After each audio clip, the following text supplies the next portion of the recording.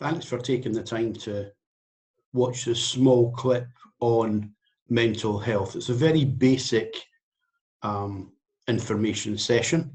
And as you can see from the screen, my name's John Hanson. I'm the mental health lead for the Churches of St James and St Peter's here in the parish of Preston Plucknett in Yeovil. And before I start these sessions, I normally give a health warning just to let you know that I am not a mental health professional. So if you have any concerns about mental health, if you suffer from mental health issues, then please seek the advice of a mental health professional, a medical practitioner, or a crisis care worker if you have one. So what we're going to be looking at in this small clip, well, this clip is going to deal with depression. And we're going to look at what is depression, the severity of depression, some types of depression. We're also going to be looking at some signs and symptoms, some causes, and at the very end, we'll be looking at some signposts, and I'll give you some websites to access if you want more information on the subject of depression. So, what is depression? Well, depression is when you feel persistently sad and unhappy for a long period of time. And I think the thing that we have to pay attention to here is the words persistently and long period. Everybody has bad days. Everybody can feel sad. Everybody can be unhappy for a whole range of reasons. But in terms of depression, it's when you're persistently sad, when you're constantly sad and unhappy.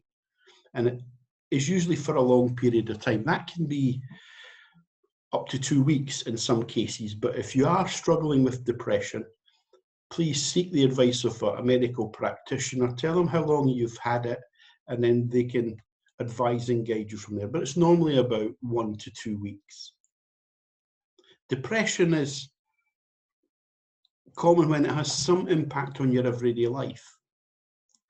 So you struggle in the morning, you struggle in the afternoon, you find it difficult to motivate yourself, you find it difficult to engage with people.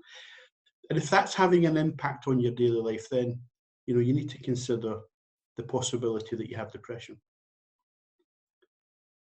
I get quite amazed when people talk about depression and they say to people, well, why are you sad? Why are you unhappy? What have you got to be sad and unhappy for? Look at your life. You've got everything. Just pull yourself together. Don't underestimate depression. It is serious and it is a health problem. It's real. It's an illness with real symptoms, and actually it's quite common. So it's a common mental health condition. Don't let anybody underplay the seriousness of depression. So let's look at the severity of depression. We'll look at 3 types. One is mild. As I said before, it has some impact on your daily life.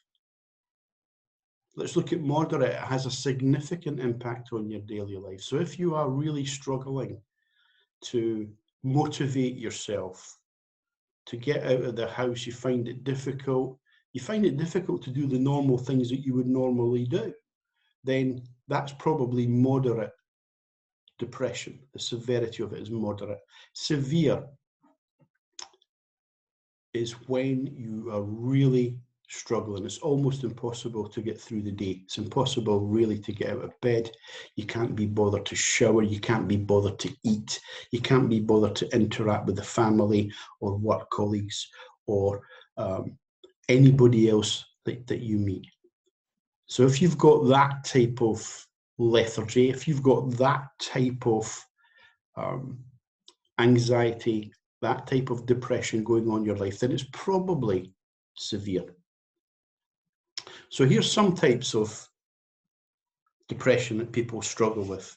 We all know about postnatal depression, and that's really common amongst women shortly after having given birth, postnatal depression. Seasonal affective disorder, the SAD syndrome, predominantly in the winter months, when it's cold, when it's dark, when there's very little sunlight, very little heat and warmth, particularly sort of January, February time. We all have that seasonal affective disorder issue. And then there's bipolar disorder, and that manifests itself in depression, moving from a high mood to a manic mood, and there's mood swings. And that, if that's the case, then it's possibly bipolar disorder. So let's have a look at some signs and symptoms, and I'm sorry if you can't see the screen because I'm blocking it. So some signs are when you avoid contact with family and friends and social events. So if you're not contacting with your family, your friends, if you're not attending social events that you would normally attend, that is a sign. Not doing well at work.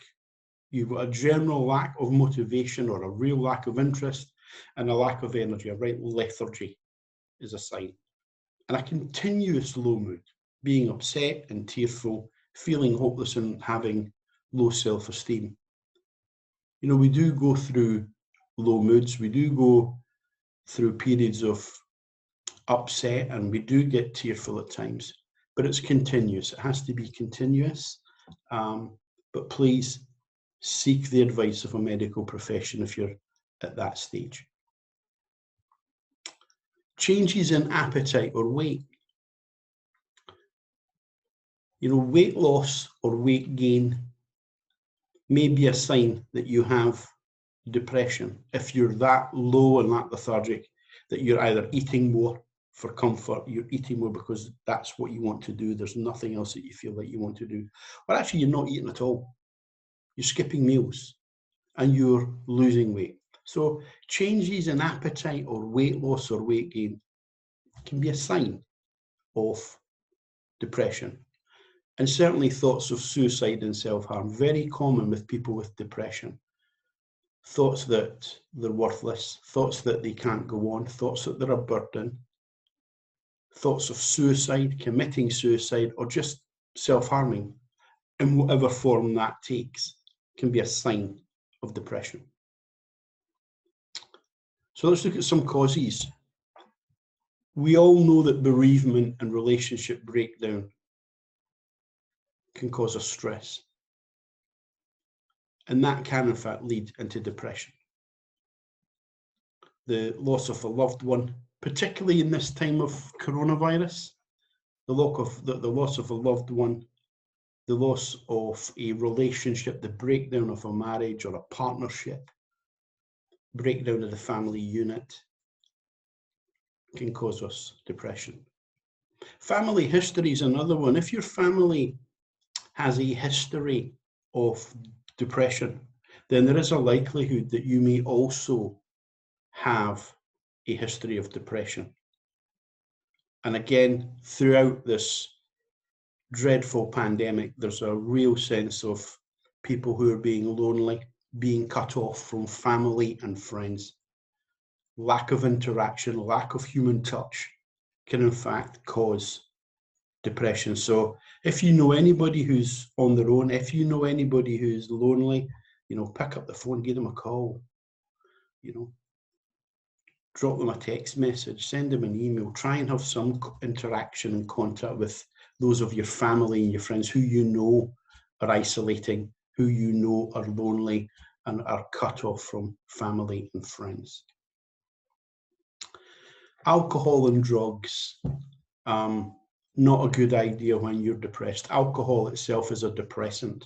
So when you're having a really bad time with depression, I think probably the worst thing that you can do is just think, actually, I'm going to have a glass of wine or a bottle of beer or whatever it is you drink, just to try and cheer myself up. It won't do that. It'll just drive the depression lower and lower, and drugs has the same effect. And another cause for depression is long-term illness. If you've been struggling for a very long time with an illness, whatever that illness may be, it gets you down, it drives you down, it makes you feel very sad, very depressed.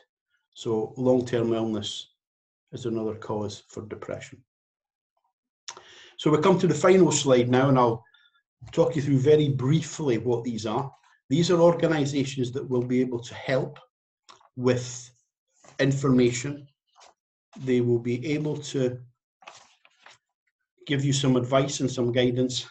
So please think about Depression UK.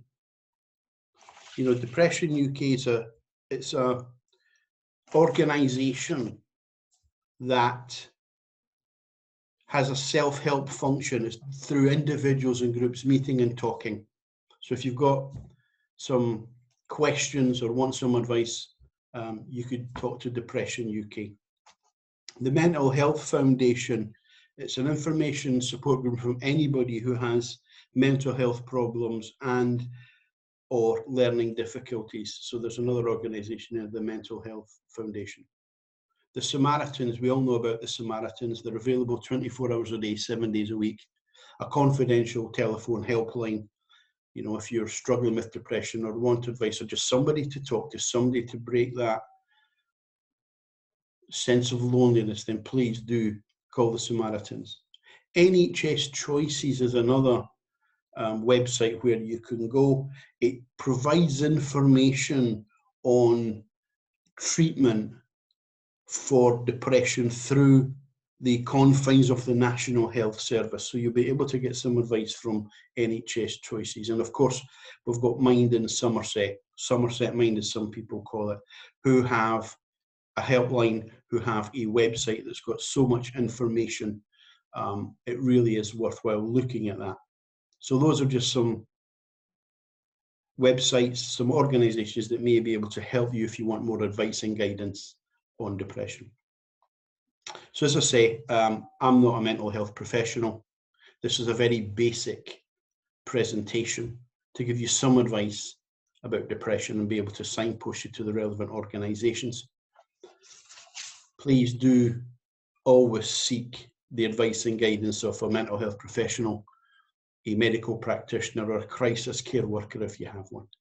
So in this time of coronavirus, this is a really upfront issue that people are struggling with. So thank you for taking the time to watch, and God bless.